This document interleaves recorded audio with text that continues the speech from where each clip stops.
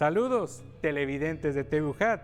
Está sintonizando El Color de la Literatura, programa donde las ideas surgen y explotan.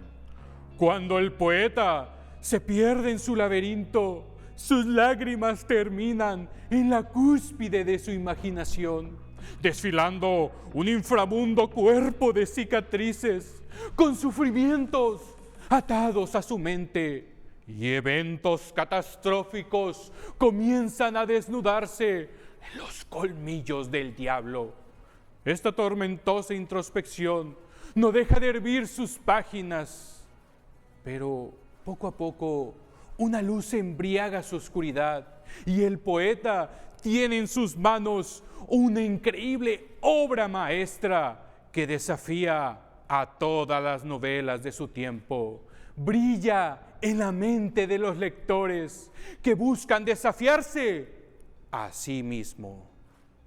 Hoy presentamos a uno de los grandes escritores del boom latinoamericano, un poeta y narrador visionario del siglo XX que transformó la literatura en su estado más alto, la innovó a no más poder, un arquitecto de la imaginación llamado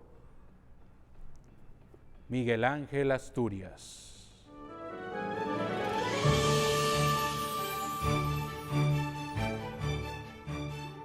En la raíz de la poesía, un hombre edifica sus alas y enaltece a sus antepasados en las gallardas entrañas de su arco iris. Con su ardiente lenguaje, ilustra el camino de los pueblos traicionados por la violencia de la historia universal.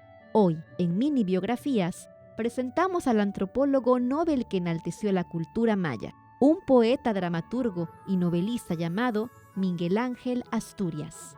Nació el 19 de octubre de 1899 en Guatemala, en el barrio de la Parroquia Vieja, hijo del licenciado don Ernesto Asturias y de María Rosales.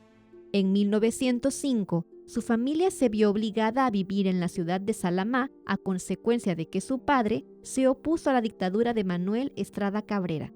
En la granja de sus abuelos, tuvo contacto con la población indígena de Guatemala. Otro acercamiento a su influencia narrativa sería gracias a su niñera Lola Reyes, una mujer indígena que le contaba leyendas, mitos e historias al futuro escritor. A sus 9 años, regresó a Guatemala y escribió su primer borrador de su futura novela, titulada El Señor Presidente. Consiguió su bachillerato en Ciencias y Letras en el Instituto Nacional Central para Varones. Miguel Ángel y sus compañeros organizaban huelgas en contra del presidente de Guatemala, Manuel Estrada Cabrera. También estaban preocupados por los desfavorecidos y fundaron en 1922 la Universidad Popular en favor de ellos. Estas pequeñas introducciones altruistas motivarían al escritor a involucrarse en la política, trabajando como representante de la Asociación General de Estudiantes Universitarios y viajando a Salvador y a Honduras. A su regreso en su natal Guatemala en 1933, trabajó como periodista. En ese mismo año terminó su novela El Señor Presidente, pero fue publicada en México en 1946. La novela explora la vida del dictador guatemalteco Manuel Estrada Cabrera y ha sido catalogada como la primera novela real. Dentro de su política, apoyó al gobierno de Jacobo Arbenz, pero su gobierno cayó y el nuevo mandatario Carlos Castillo Armas excomulgó a Asturias para que abandonara el país por apoyar al anterior gobierno. Durante sus 8 años de exilio, estuvo viviendo en Buenos Aires y Chile, y más tarde en Génova.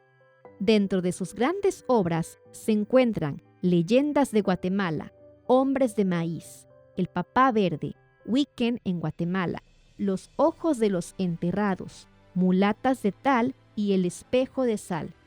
También ha ganado premios como el Lenin de la Paz en 1965 y el Premio Nobel de Literatura en 1967.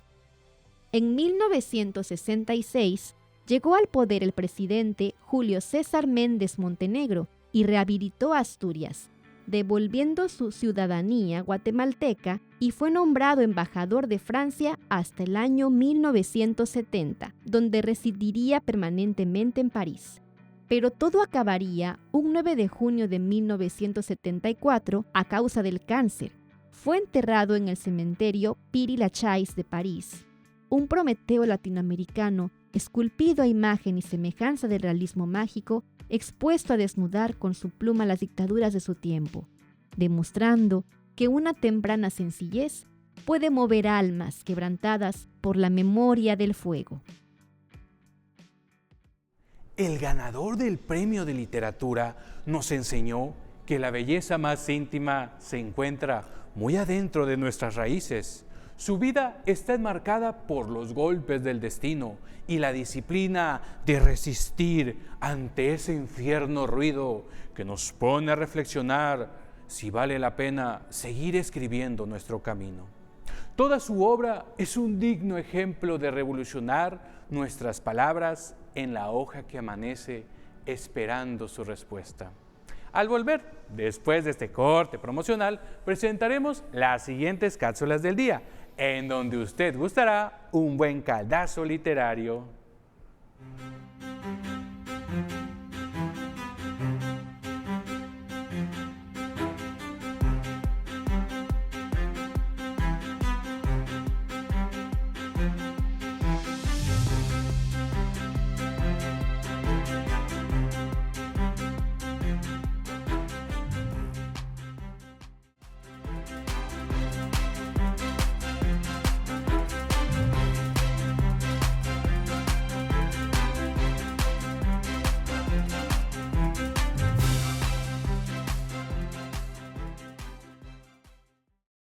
Estamos de regreso. Natalia Ceballos nos presenta grandes historias sentadas por una larga tragedia de infortunios y tormentosos escenarios carcomidos por la tragicomedia de la existencia humana, donde el sueño utópico desaparece ante la cruda realidad que vivimos a diario.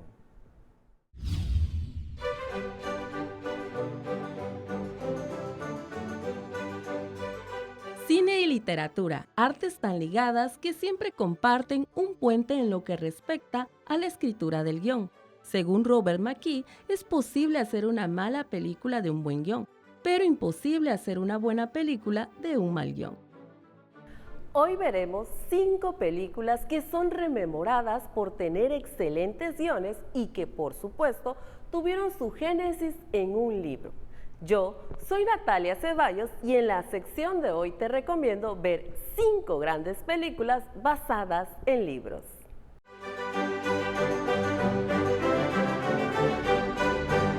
Cuatro amigos deciden reconectarse con la naturaleza en un paseo de canotaje. ¿Qué podría salir mal? Así empieza la trama de Deliverance, estrenada en 1972 y dirigida por John Boorman, que cuenta con la actuación de una de las leyendas del cine de acción, Burt Reynolds. Basada en la novela homónima de James Dickey, Deliverance es una historia subversiva de masculinidades. Cargada de violencia y emoción, el autor pone en tela de juicio las acciones y fachadas que los personajes crean para exhibir una falsa imagen de sí mismos. El cineasta Quentin Tarantino menciona en su libro Meditaciones de Cine que esta es una película que te mantiene en tensión como las cuerdas de una guitarra.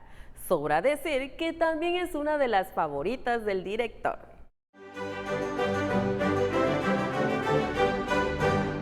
¿Qué pasaría si el mismo escritor tomase la decisión de adaptar su propia obra? Este es el caso de Johnny tomó su fusil, libro escrito y película dirigida por una misma persona, Dalton Trumbo. Esta película antibélica narra la tragedia de Joe Bonham, un soldado de la Primera Guerra Mundial que tras un ataque pierde sus extremidades y todos sus sentidos. No puede oír, ver, hablar, oler ni sentir nada. Se ha transformado en una masa de carne que aún conserva vida. Su autor plantea un dilema interesante no solo sobre la guerra y sus consecuencias, sino la función que puede cumplir un ser humano con apenas vida y conciencia. Esta obra conmovedora no deja indiferente a nadie.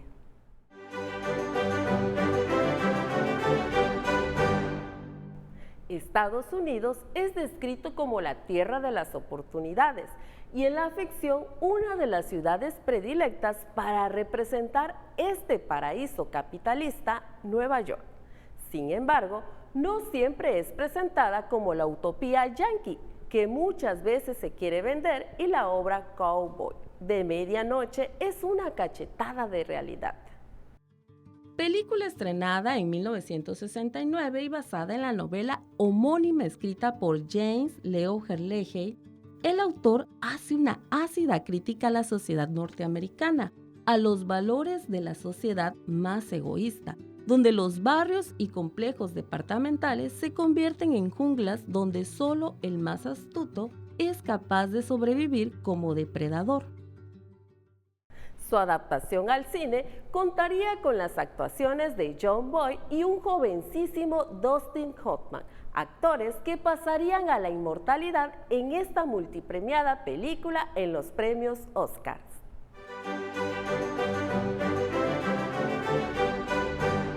¿Alguna vez habías escuchado el término obra coral? Esta se refiere a narrativas con múltiples personajes e historias desarrolladas en un mismo contexto y clímax. Un ejemplo de esta compleja escritura es el libro y película La Última Película, escrita por el estadounidense Larry Jeff McMurtry. La Última Película es una radiografía de las juventudes norteamericanas de los años 70. La camaradería, la emoción por llegar a la vida adulta y el primer acercamiento a la sexualidad son algunos de los tópicos que envuelven la atmósfera de esta localidad donde todo puede ocurrir en una noche. No es sorpresa decir que uno de los mayores intereses del escritor Larry McMurtry es retratar el sur de los Estados Unidos de la época, intentando crear obras que representarán el pensamiento juvenil en transición a la adultez.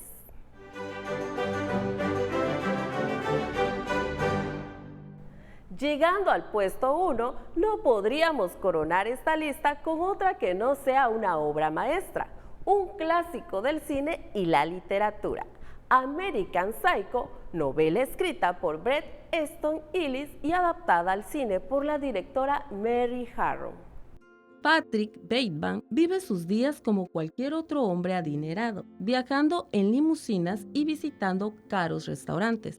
Sin embargo, en las paredes de su apartamento guarda un oscuro secreto y mirando dentro de él conoceremos las más tétricas fantasías que resguardan en los confines de su mente.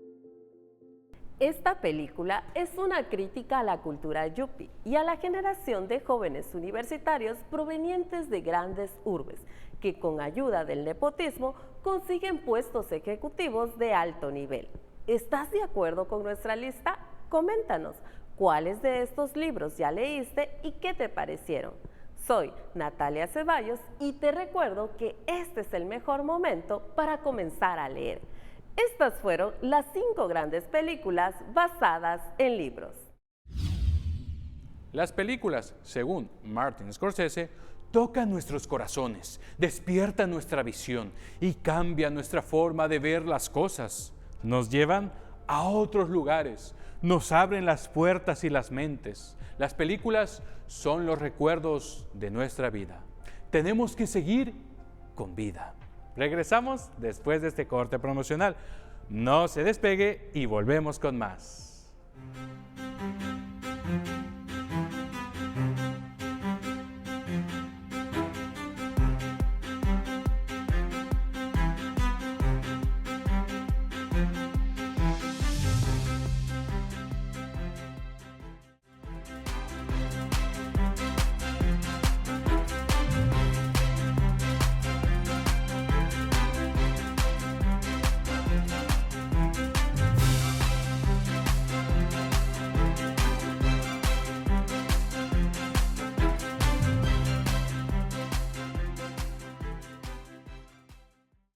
Estamos de regreso.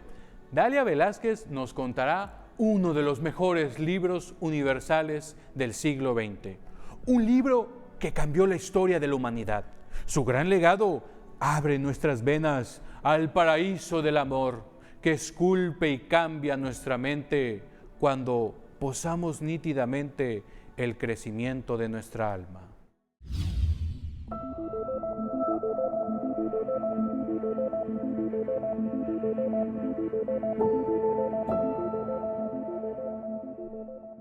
Hoy en Tot Curiosidades presentamos el fragmento de uno de los libros más traducidos y con más de 1 millón de ventas por año. Publicada en 1943, la novela más famosa del escritor y aviador francés Antoine de Saint-Exupéry, El Principito. ¡Comencemos! El Principito es una crítica a la adultez en la que se tratan temas profundos como el sentido de la vida, la soledad, la amistad, el amor y la pérdida. Exupéry nos habla de una rosa que el Principito cuida con mucho cariño y que para llegar a entender el amor, lo primero que uno debe hacer es aprender a amar. Vamos a escucharlo. Te amo. Yo también te quiero. No es lo mismo.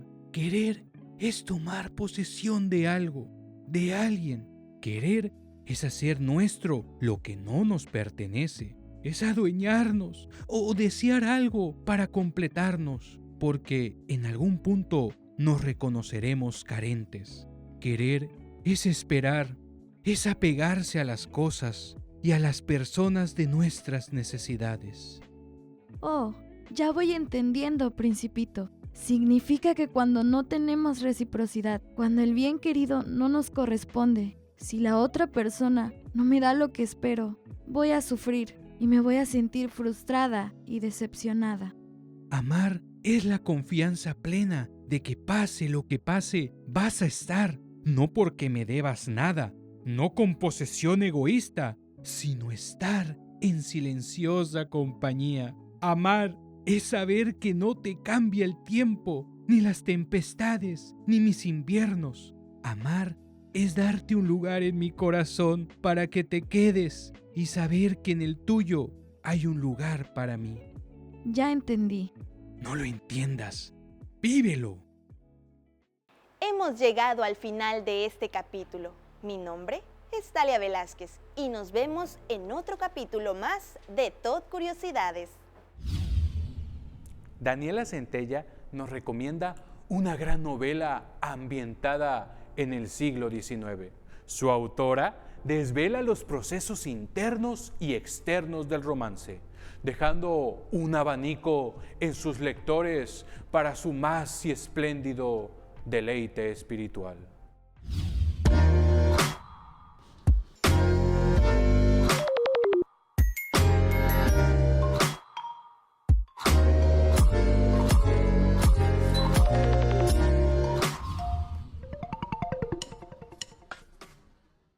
Sean bienvenidos a otro gran capítulo de recomendaciones. El amor era como una prisión cerrada, con celdas continuas, de manera que los prisioneros no podían verse ni hablar entre sí. Esta frase de Edith Wharton describe las celdas literarias del romance. Hoy, en recomendaciones, presentamos La Edad de la Inocencia.